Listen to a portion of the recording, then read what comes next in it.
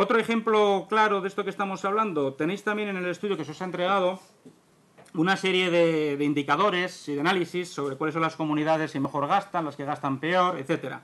Yo solamente voy a dar un dato porque es algo complejo y para sintetizar. Las tres comunidades autónomas que son más eficientes, o mezclando las que son más eficientes en gasto de personal y en gasto ordinario, es decir, en gastos de mantenimiento de la administración, tienen, según este estudio, un sobregasto, o sea, un gasto superfluo, un gasto no justificado, o que sería fácilmente mejorable, de 24.000 millones de euros anuales.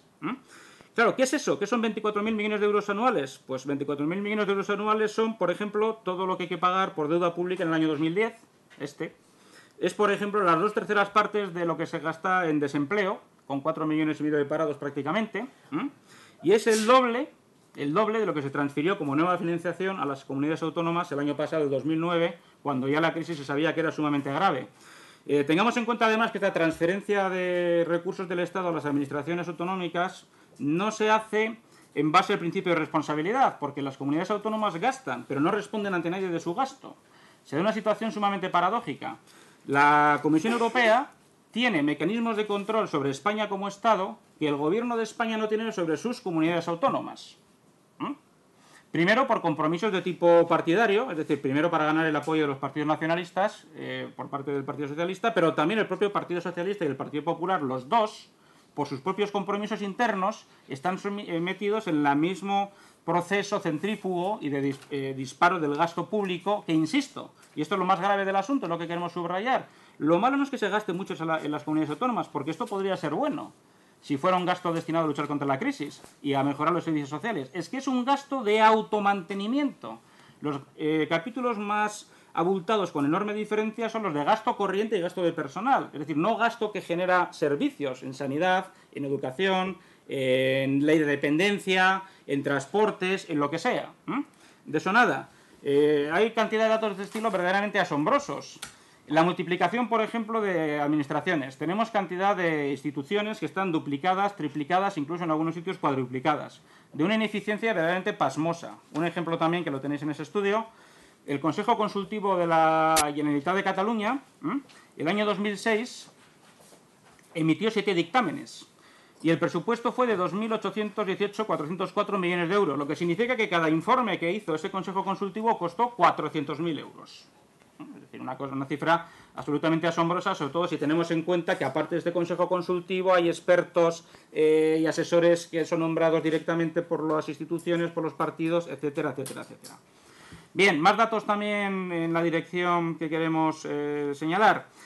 Las comunidades autónomas en la actualidad ya tienen el 50% de los funcionarios que hay en España. Es decir, la mitad de los funcionarios trabajan para las comunidades autónomas. Y sin embargo, solo gestionan el 35% del presupuesto.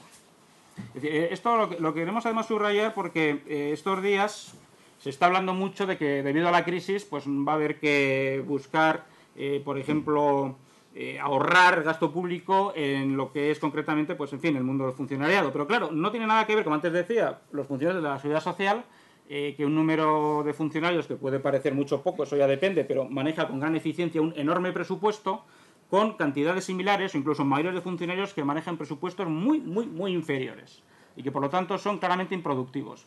Si eso además añadimos que encima en los 3 últimos años, ¿no? La administración del Estado central en los 3 últimos años también ha crecido. Es decir, estamos en una expansión permanente donde no hay crisis para nada de crecimiento de un Estado que consume recursos, no da servicios y compite con las empresas y con los particulares a la hora de obtener recursos bancarios, crédito, etcétera, etcétera.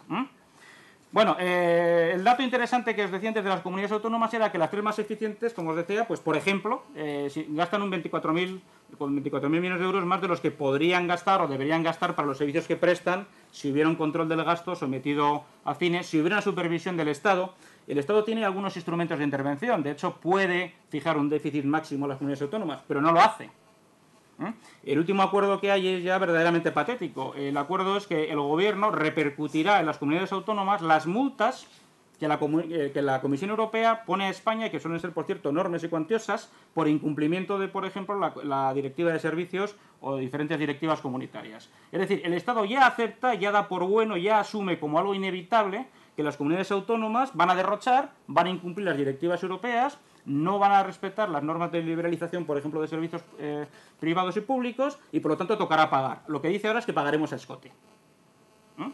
Es una cosa que nos parece verdaderamente escandalosa. Como decimos, además, tiene muy poco que ver, o nada, con la ideología de los partidos o con sus supuestas diferencias programáticas. Todos ellos incurren exactamente los mismos vicios. No existe ninguna diferencia entre las comunidades que son gestionadas por los socialistas, los populares o por partidos nacionalistas, o por tripartitos, o por pentapartitos, o cualquier otra fórmula. Y bueno, ya voy acabando. En fin, hay muchos más datos, como decía. Por ejemplo, simplemente lo que debemos por el déficit de las televisiones autonómicas es casi lo mismo que lo que se va a invertir, lo que España va a poner para el rescate de Grecia. O sea, las cifras cuando se compara son verdaderamente asombrosas. El aumento de la deuda pública galopante y el futuro en ese sentido sombrío, sobre todo porque al menos la experiencia que estamos acumulando es nítida. Todas las propuestas que nuestro partido ha hecho en el Congreso de los Diputados para racionalizar el gasto público, para eliminar duplicidades de la administración, para despolitizar las cajas de ahorros, para hacer un catálogo de normas autonómicas a fin de regularlas y armonizarlas para que no haya normas contradictorias, todas, sin excepción, han sido rechazadas unánimemente. Bueno, por lo tanto, lo que estamos diciendo es que hay que tomar nota de esta cuestión porque nos parece fundamental. Tenemos un modelo de Estado que, más allá de la crítica ideológica que podamos hacer, se ha convertido en un gravísimo lastre que impide la recuperación económica.